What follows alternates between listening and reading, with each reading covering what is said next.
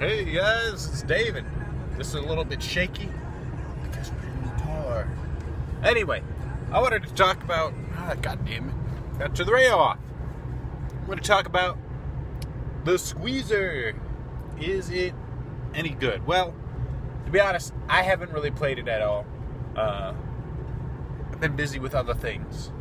Playing the NZAP, trying to win. But no one's come out with a tier list yet saying it's top tier, so I don't play it.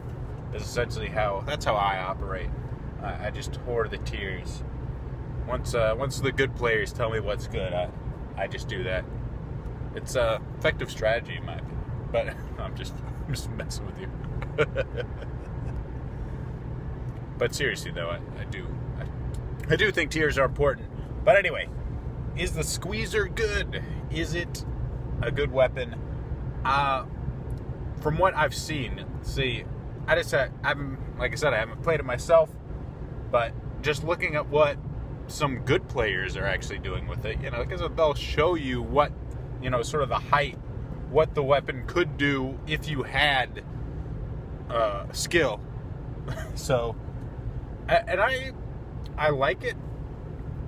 I like the way it looks. I think the function's kind of neat. That dual function where it's like long range if you're just tapping it, and then, you hold it for a sort of shorter range, better inking. I thought it was a real cool mechanic that they did with it, and definitely think Nintendo's really been hitting some good new weapon designs with. I even like the Tenebrella.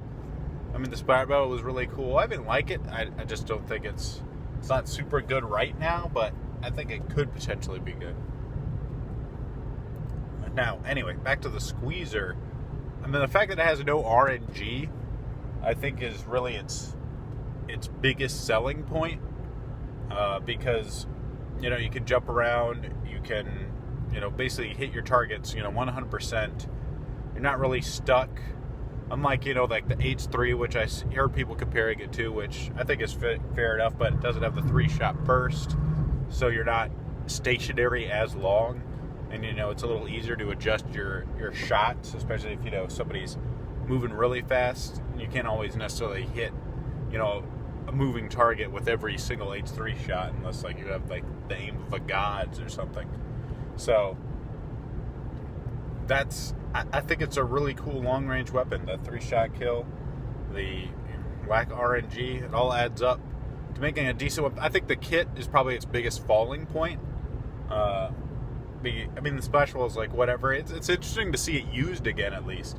It's interesting to actually see Splash Walls in the game. But I guess you kind of saw a little bit of the Fire Fit, but I think the Squeezer kind of makes a little bit better use of it. It's almost like with the Fire Fit, it's like if you're close enough, you're probably gotten too close because you're a charger. The Squeezer, though, actually can be fairly dangerous to short range, with a 3-shot kill, which is pretty quick.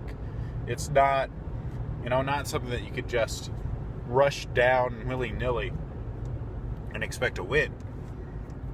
So there's definitely some difference between it and the other. Of course, I think it's the foil flings that has it, but anyway, it does use Splash Wall moderately well. I've heard a lot of people say Stinger is kind of and I could kind of see that. If you want to really play aggressive, and keep shooting, it's almost like the Stinger's I kind of don't want to use this weapon.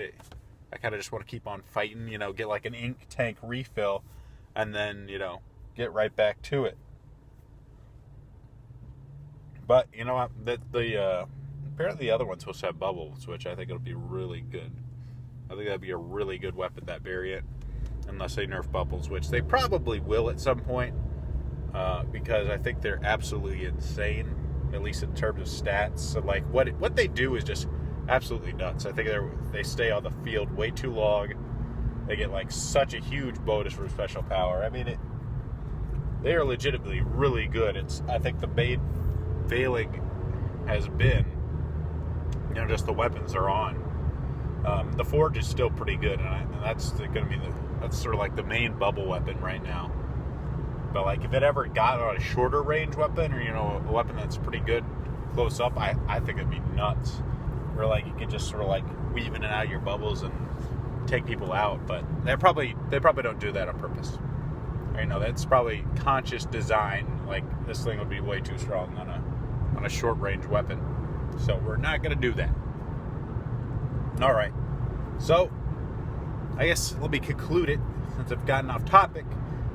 The main thing to remember: Squeezer, it's good. It's a good weapon.